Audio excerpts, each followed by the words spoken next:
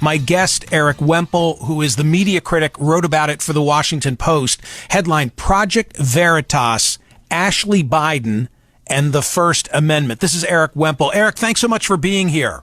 Thanks for having me on, Michael. I really appreciate it. Ashley Biden is the president's daughter. She kept a diary. That diary was in Florida. Can you help me explain? They bring it to Project Veritas. Project Veritas negotiates to buy the rights to the diary, to buy the diary itself. They meet in New York. Project Veritas paid for this woman who found this diary, paid for her to travel to New York along with a friend of hers, and they paid for the diary. And then Project Veritas was concerned about authenticating the diary, so they asked whether they were told that there were more things of Ashley Biden's in the house. So Project Veritas at that point says, can you get more of her stuff, so that we can try to authenticate this diary? They thought it might be helpful to authenticate it because, if someone out of the blue tells you, I have Ashley Biden's diary, why would you ever believe that person, right? Could be a fake, could be something, a complete counterfeit. So that's where it ended up. Project Veritas never got the diary, paid for it, paid $40,000 to these people for these things.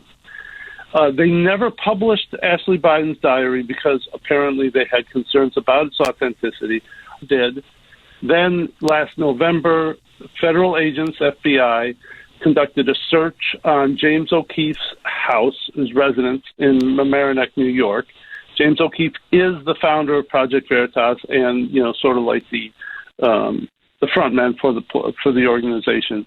And then the latest step in this was the sort of predicate for my writing about it was that last week 2 people pleaded guilty. The people who found the diary and sold it to Project Veritas pleaded guilty to conspiracy to traffic in stolen property. So the question is, did Project Veritas commit a crime in paying for this material, or are they protected by the First Amendment because they were doing news gathering and were not involved in the crime? And the question here is whether the First Amendment protects what Project Veritas did here. So that is teeing up the question. I hope it didn't take too long. No, that's perfect. So no charges have been filed as of this moment against Project Veritas.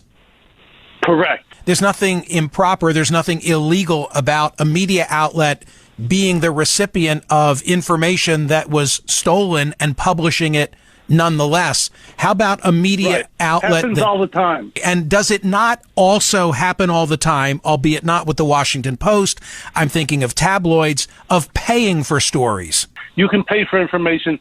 That's an ethical consideration, in my view, not a legal consideration. You wrote in the Post, quote, the next part is critical. An employee of Project Veritas, according to the government's filing, then asked, quote unquote, Harris and Kurlander to return to the residence, quote, so that they could obtain and provide more of Ashley Biden's belongings, a step that the government says Project Veritas took in part to authenticate the diary. Why is that of such significance? Okay, good question. Now we're getting really to the nub of this. There's something in one of the Project Veritas' filings that says that they were told by these 2 people that Ashley Biden had abandoned this stuff, so that they weren't really stealing it.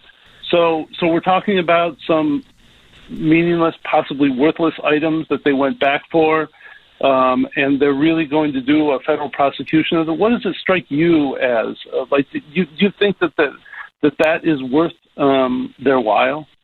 Well, that's a really interesting question. In a broader sense, people are asking the same thing about Mar-a-Lago. Where's this headed, and is it really worth their while if it's documents? Another question is, should the FBI have conducted an invasive search on James O'Keefe's residence? I mean, right. The Project Veritas argues that this was an overreach, that this was well, he didn't even run it. He didn't even run the story. He did not run the story. That's correct. He did not run the story. But it's clear that they had some serious misgivings about Project Veritas' role in this whole thing, and to some extent, the charging documents from this latest round, to some extent, they corroborate that.